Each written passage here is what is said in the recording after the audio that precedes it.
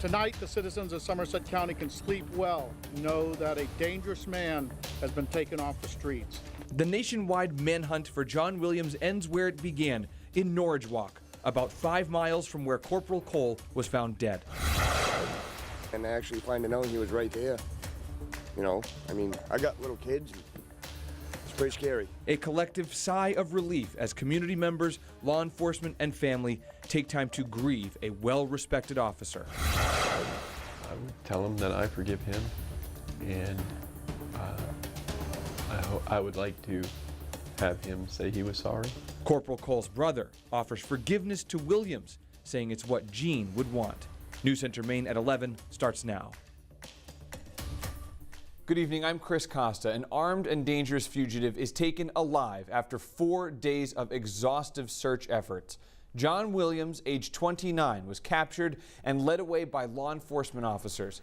This is video you will only see on News Center Maine. He is restrained with the handcuffs of the Somerset County Sheriff's deputy he allegedly shot and killed on Wednesday, Corporal Eugene Cole.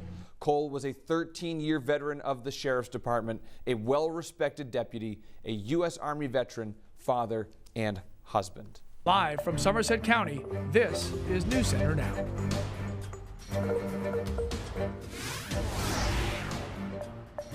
Hello everyone, we are live in Somerset County tonight. I'm Lindsay Mills, where a community is grieving and law enforcement are searching for a suspect that is considered armed and dangerous. They are hunting for that suspected murderer. Corporal Eugene Cole of the Somerset County Sheriff's Office was shot and killed early this morning in Norridgewock. He had 13 years of experience with the Somerset County Sheriff's Office, and his colleagues will remember him as an exemplary officer. The suspected killer, John Williams, age 29, is considered armed and dangerous. If you see him, do not approach him and immediately call 911.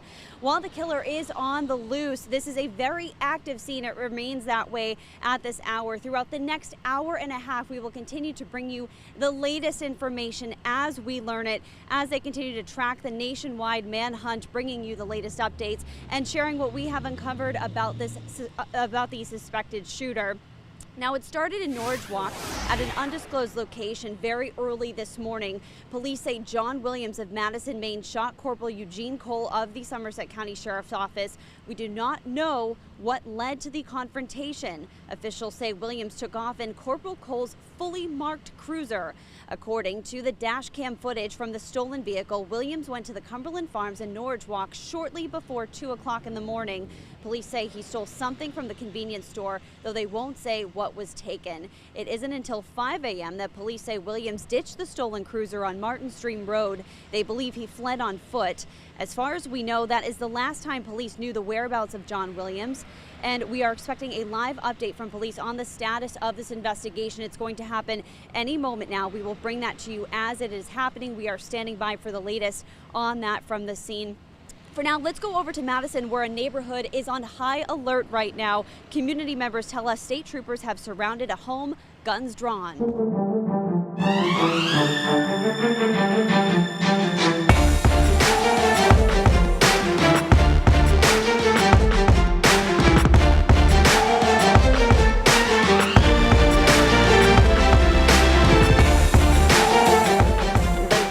Rumbled and shook beneath our feet, although you probably didn't feel it. Hello everyone, I'm Lindsay Mills. And I'm Lee Goldberg. There have been 7 earthquakes in or around our state in the last week alone, which is crazy for us. Geological Survey confirmed 2 minor earthquakes happened yesterday within an hour of each other. That was just yesterday morning. That's right, nothing dangerous, but it all is just a little strange. So of course, we were talking to you about this, and you asked us to find out why the ground is on this shaking streak. So of course we took your questions to the experts. All right, so Chris Costa played our geologist for the day and tried to get to the bottom of this. So everything we need to know, right? Not exactly. I did my best. I did actually speak to the director of the Maine Geological Survey.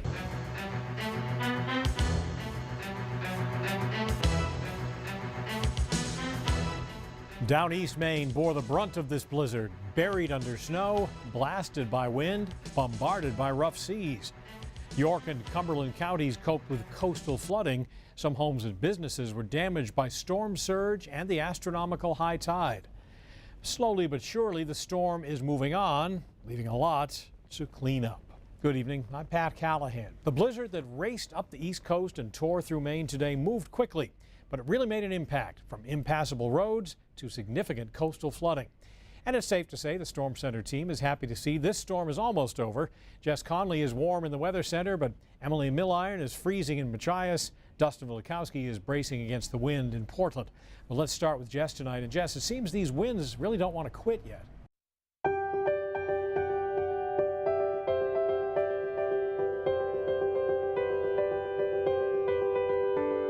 I've loved George Bush almost since the day I laid eyes on him.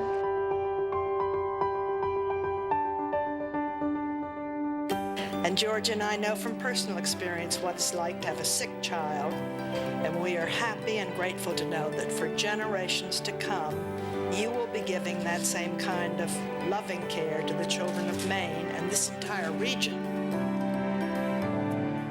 You always come back here. What makes it so special? George's roots are from here. And this place is right with the ocean on three sides, and it's very, very peaceful.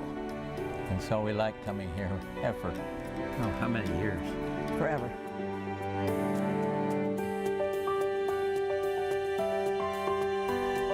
A magnificent woman who is well respected for her dedication to children and well loved for her spunk and warm personality. Hello everybody, I'm Lee Goldberg.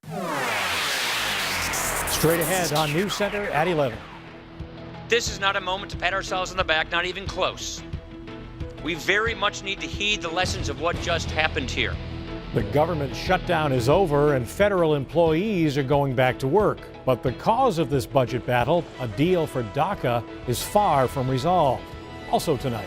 All I hear is just patrons this, patrons that, and it gets to be, it gets to a point where I can't take much more patrons. There's a haven for Eagles fans in Maine, and unsurprisingly, Philly cheesesteaks are involved. We'll talk Super Bowl 39 rematch with fans of the away team. And we had no answers of who did this, so we were all still very afraid. Almost 4 decades after Joyce McClain was murdered, a suspect is finally on trial for the crime.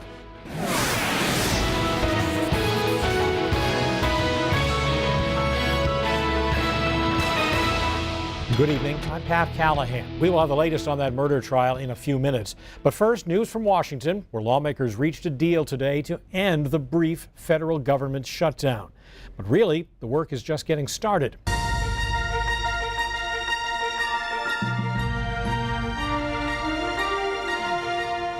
Hello everybody and welcome to a special Election Day edition of News Center Now. I'm Lee Goldberg. And I'm Amanda Hill. Today, people all over the state are telling their government officials how they want to shape their future because, as you said, today is Election Day. All right, so right now we are on the beautiful Auburn River Walk. It's just gorgeous. You can see behind us right now. John Plunder with some beautiful lighting here. On the other side of the river is Lewiston, and that's a big deal because the Twin Cities of Androscoggin have a very big decision that they are making today. Yeah, Christina Ricks is going to tell us about that merger question in a moment. And then later on Now, Chris Costa will tell us about a statewide question 1, the casino referendum. Don Kerrigan will explain the Medicaid expansion issue, which is a statewide question 2. Meanwhile, Tennyson Coleman is live in Bangor, keeping an eye on voter turnout. But we'll start with why we are actually here in Lewiston, Auburn tonight.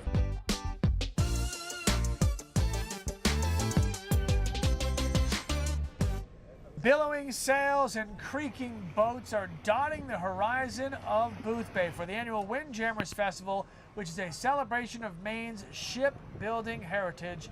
Hello, everybody, and on this final day of June, I'm Lee Goldberg in beautiful Booth Bay Harbor. Yes, and I'm Jessica Gagne in for Amanda Hill, and we are on the road again for the last time in the beautiful Mid-Coast. You need to understand, you can't come down here and put a gun to my head and say, you sign it or you're taking the shutdown. I'm not taking the shutdown. So on a subject important as this, we really want to know what you guys think about this. So we're taking a poll right now. After all this hubbub, really, Who is to blame for the state of affairs currently? Yeah, as you heard the governor say, he's blaming the legislators. He thinks they would be at fault for the shutdown. But elected leaders say they've come up with a compromise, and now it's up to the governor to put it into action.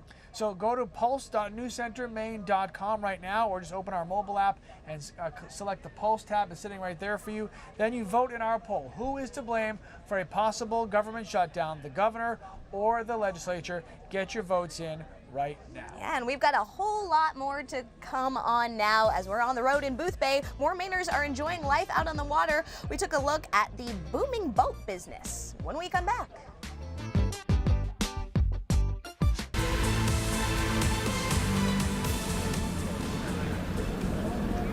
Good evening from Gillette Stadium in Foxborough, where the Patriots, oh, by the way, have just beaten the Steelers, and that means they're off to the Super Bowl. The drive for 5. It continues. Are the Patriots committed to their playoff goals? So much so that they practiced even in today's blizzard?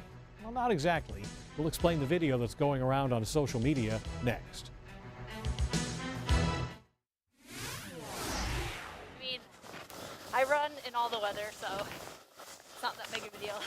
It may just be the fastest way to get around in this kind of weather, cross-country skiing. We ran into this woman near Back Cove in Portland. Points for creativity and for making the best of a situation. And here's another Mainer getting points for creativity. Someone sent us this post on Facebook. It was posted by Scott McMaster, and yeah, that's probably one way to get your shoveling done. Maybe the standard way would be faster. What do you say, Gronk? No days off. This video of the Patriots walking through today's blizzard has fans hyped up for the playoffs, but really the team was just in the storm for a short while as they walked into their indoor training facility. The Patriots have a bye this week. Meanwhile, tonight's Bruins game was canceled because of weather. It too probably was mostly because fans wouldn't be able to get to the Garden. And in fact, when they canceled Downeaster trains today, they pointed out, yeah, the Bruins game is canceled. Right. Downeaster goes to North Station, and don't bother going for the Bruins. Fair enough. Batter up, it is opening day at Hadlock Field. 25 years ago, the Sea Dogs took the field for the very first time. And a quarter century later, Mainers are still hyped up to cheer on the home team. We are live from the home opener, so open up your phone, get on Facebook, and join the conversation. Also ahead, more than a dozen robberies hit southern Maine. Tonight, police say a man is in custody, but only charged with one incident. This is News Center Now.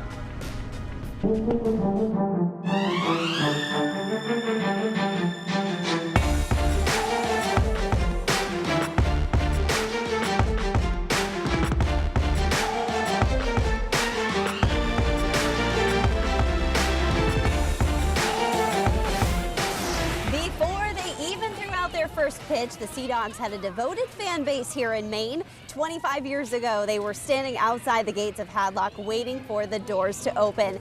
And today, their 25th season home opener. That devoted fan base is arriving right now, getting ready to fill the bleachers. Hello, everyone. I'm Lindsay Mills. And I'm Lee Goldberg.